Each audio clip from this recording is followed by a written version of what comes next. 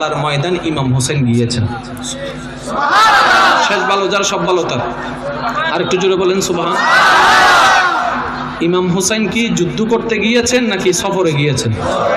উনি কিন্তু যুদ্ধ করতে, এই কথাটা একটু ক্লিয়ারিফাই হওয়া দরকার, উনি কিন্তু যুদ্ধ করতে যায় নাই।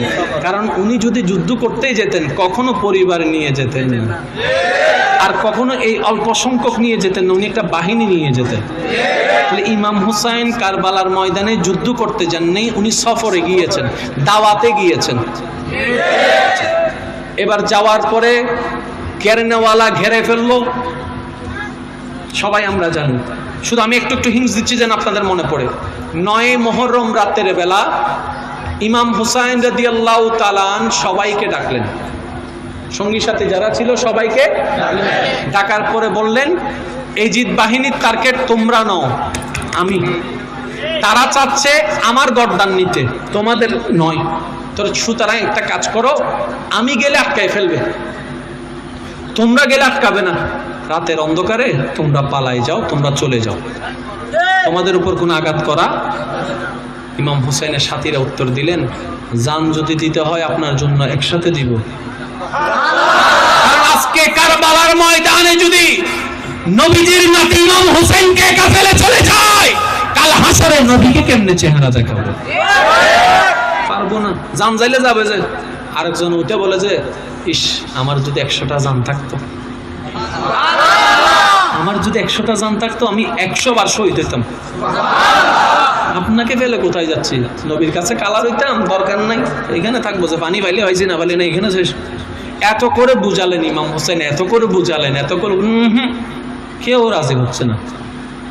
আপনার সাথেই আছি, আপনার সাথেই থাকবো। এমনকি শুক্রবারে যুদ্ধ শুরু হওয়ার আগেও ইমাম হোসেন বললেন এখনো সুযোগ আছে। ওনারা বলছেন হালিয়ে রাতি যে হতা, আজই হইতে ওই হতা। আমরা এখনো কথা পাল্টাই। এখানে একটু শিক্ষণীয় বিষয় কি জানেন? জানে যে জান চলে যাবে, তারপরে ঈমান ছাড়ে নাই, মহব্বত ছাড়ে নাই। এটা আপনার আমার জন্য একটা কিয়ামত পর্যন্ত শিক্ষা রেখেছেন কি? ও আমার নবীর উম্মতেরা, ইমাম হুসাইন বলে, ও আমার নবীর উম্মতেরা, কিয়ামত পর্যন্ত যারা আছো শুনে রাখো, কখনো যদি অভাব আসে ঈমান ছাড়িও না, তৃষ্ণার কষ্ট আসে ঈমান ছাড়িও না, ক্ষুধার যন্ত্রণা আসুক ঈমান ছাড়িও না। কারণ তোমার জানের চাইতে দামি জিনিসের নাম হচ্ছে ঈমান। আরেকটু জোরে বলেন, আরেকটু চিৎকার দিয়ে বলেন সুবহানাল্লাহ। ঈমান ছাড়া যাবে, ঈমান ছাড়া যাবে। এবার ইমাম হোসেনকে কেউ যুদ্ধের ময়দানে যেতেই দিচ্ছেন না। একটু খেয়াল করবেন, কেউ যুদ্ধের ময়দানে যেতে দিচ্ছে না, সবাই যাচ্ছে, ওনাকে যেতে দিচ্ছে না। আর ওখানে যুদ্ধটা কিন্তু একসাথে হয়নি, সিঙ্গেল বাই সিঙ্গেল হয়েছে। মনে রাখবেন এই জিনিসটা, সিঙ্গেল বাই সিঙ্গেল হয়েছে, একসাথে যুদ্ধ হয়নি। কাউকে যেতে দিচ্ছেন না, ইমাম হুসাইনকে রেখে সবাই চলে গেলেন, ইমাম হোসেনকে যেতে দিচ্ছে না। সর্বশেষ ইমাম হুসাইন, ভাই মনোযোগ, সর্বশেষ ইমাম হুসাইন মাঠে নামলেন, নবীজির নাতি, হাতে হচ্ছে বাবা আলী রাদিয়াল্লাহু তাআলা আনহুর জুলফিকার তলোয়ার, মাথায় পাগড়ি সজ্জিত হয়ে আছে নবী রাহমাতুল লিল আলামিনের পাগড়ি, দেহের মধ্যে রক্ত আছে মা ফাতেমাতুজ জোহরার। যাচ্ছে, উনি যাওয়ার পরে এমন কচু কাটা কাটা শুরু করছে, সিরিঙ্গা ভাষাত কচু হাঁটাতে জানো নি, কস কস কস কস কস কস কস, যেই ফরে সে এই কাটে, যেই ফরে সে এই কাটে। এজিদ বাহিনী ভাবতে লাগলো, কি রে আমরা এতগুলা, উনি একজনের সাথে পারি না। তো পিছন থেকে একজনে বলে, তুমি মিয়া কার ছেলে, উনি কার ছেলে, সেটাও তো একটু দেখো, তোমার নানাকে ওনার নানাকে সেটাও তো একটু দেখো। এবার আমরা জানি 3 দিন পর্যন্ত ইমাম হুসাইন পানি পান করতে পারেন নাই, তারপরে এই শক্তি পাইলো কিভাবে? 3 দিন পর্যন্ত খাবার খাইতে পারে নাই, দেহের এই শক্তি পাইলো কিভাবে? জগৎবাসী শুনে রাখুন, শক্তি 2 প্রকার, একটা শরীর থেকে আসে, একটা ঈমান থেকে আসে, একটা ঈমান থেকে আসে। ইমাম হুসাইন কারবালার ময়দানে যে দাপট নিয়ে শক্তি নিয়ে গিয়েছেন, সেটা দেহের কোনো শক্তি নয়, এটা ঈমানের শক্তি, আল্লাহ এবং নবীর মহব্বতের শক্তি।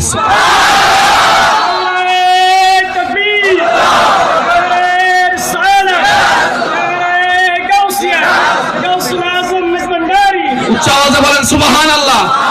এই এই শক্তিটা আমাদের ভিতরও আছে, কিন্তু আমাদের এটা জায়গা তুলতে পারি না, এটা ওই মাটির নিচে চাপা পড়ে গেছে। তার বাস্তব প্রমাণ কি জানেন? এখন যদি এখানে কোথাও যদি হঠাৎ করে কোন একটা হামলা হয়, আমরা কিন্তু দেখবো না, সবাই দোষ দিব মাতো না।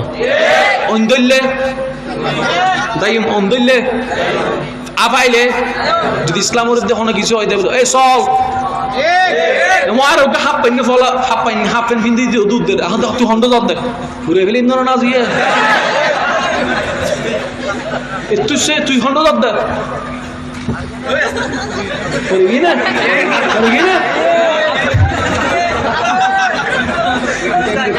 হাই এক ফল নি না এক ফল কিরে বাইতে বেন তুই হন্ড দর অদার আল্লাহ অদা হইতে সারা আছে নাকি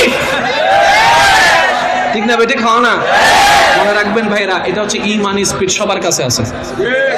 মাঝে মধ্যে আপনাদের এমন হয় না কালকে থেকে ভালো হয়ে যাব, নামাজ পড়বো, এটা আপনার ইমানি স্পিড। যদি এটাকে একবার ধরে ফেলতে পারেন আপনি ভালো মানুষ হতে শুরু করবেন। কারবালার ময়দানে যখন ইমাম হোসেন কচু কাটার মতো কাটা শুরু করছে, ওরা বলতেছে জীবনও পাইতেন অসম্ভব।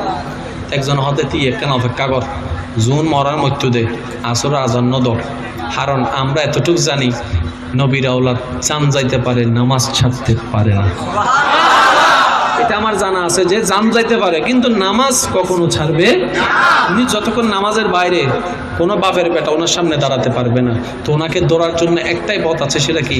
নামাজ অবস্থায় ধরতে হবে। আফসোস সে মুসলমানের জন্য যারা ইমাম হোসাইনকে, আরে সামান্য একটা চোরও যদি নামাজে পড়ে, পুলিশের নিষেধ আছে, ওই পুলিশ ওকে অ্যারেস্ট করতে পারবে না। যারা মক্কা মদিনা সফর করেছেন তারা জানে মক্কা হেরেম, মদিনা হেরেম।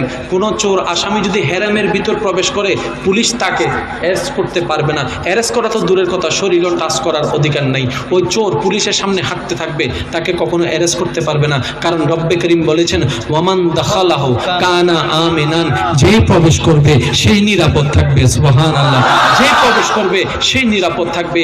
ওই রকম একটা মুসলমান আজকে ইমাম হোসেনকে নামাজরত অবস্থায় বন্দী করেছেন, শহীদ করেছেন। আমরা সেই মুসলমান হতে চাই না, ওই মুসলমান হতে চাই না, আমরা হুসাইনি মুসলমান হয়ে বাঁচতে চাই। কথা বলেন ঠিক কিনা? আমরা হুসাইনি মুসলমান হয়ে বাঁচতে চাই, ঠিক কিনা? আরেকটা কথা এখানে ক্লিয়ার করি, আমরা বলি ইমাম হুসাইন পানি পাই নাই, বলে না? এই কথাটা না বলে এটা বলা উত্তম, ইমাম হোসেন পানি পাই নাই যে না, ইমাম হোসেন পানি চাই নাই। কারণ পাই নাই বললে এক ধরনের অর্থ দাঁড়ায়, চাই নাই বললে আরেক ধরনের অর্থ দাঁড়ায়। আরে ইমাম হোসেন যদি একবার বলতেন আল্লাহ বৃষ্টি দাও, আমার কথা বুঝছেন না? একটু জোরে বলেন না সুবহানাল্লাহ। ইমাম হোসেন যদি কারবালার ময়দানে দাঁড়ায় বলতেন আল্লাহ এখন বৃষ্টি দাও, ইমাম হোসেন যদি একবার বলতেন আল্লাহ আমি ফুরাতের কাছে যাব না, ফুরাতকে বলো আমার কাছে আসতে, আল্লাহ আমি ওই ফুরাত নদীর মধ্যে এজিদ বাহিনী সব ঘেরাও ধরে আছে, আল্লাহ সবারে কানা করে দাও, আমি একটু পানি নিয়ে আসি। ইমাম হোসেন যদি একবার বলতেন আল্লাহ আমি যে জায়গায় দাঁড়াইছি এখান থেকে তুমি পানি বাইর করো, আমি কোথাও যাব না এখান থেকে, উনি পানি পাই নাই না, না আসলে বিষয়টা বুঝতে হবে, উনি পানি চাই নাই। এবার ইমাম হোসেনকে জিজ্ঞেস করা হলো, ও ইমাম হোসেন আপনি চান নাই কেন? এই জায়গায় হচ্ছে মেন শিক্ষা, কারবালার যে মাহফিল হয় শিক্ষাটা কি, এই জায়গায় মেন শিক্ষা। ইমাম হোসেন আপনি চান নাই কেন? বলে যে বান্দার শুধু একটাই কাজ, রবকে খুশি করা। আরেকটু জোরে বলেন। আমি ইমাম হোসেন দেখলাম আমি পানি না খাওয়ার মধ্যে আমার রব খুশি, আমি পানি পান না করাটাই আমার রবের চাওয়া। তা আমার রব যদি আমাকে তৃষ্ণার্ত রেখে খুশি হয়, আমি হোসেন তৃষ্ণার্ত থেকে খুশি, সেজন্য পানি চাই নাই। এবার কোনটা বলা উত্তম আপনারা বলেন, পানি পাই নাই নাকি পানি চাই নাই? আরেকটু জোরে বলেন, পানি পাই নাই পানি চাই নাই? আরেকটু জোরে বলেন, পানি পাই নাই না পানি চাই নাই? কেন? রব চাচ্ছেন উনি পানি না পাক। মাসালা কি বুঝতে পেরেছেন? তাহলে ইমাম হোসেনের কারবালা থেকে আমরা কি শিখলাম? আল্লাহ আমাদেরকে যখন যেভাবে রাখে শুধু আমাদের মুখে একটাই কথা থাকবে আলহামদুলিল্লাহ। সবাই মিলে বলেন কি থাকবে? আল্লাহ আমাদের সবাইকে কবুল করুক।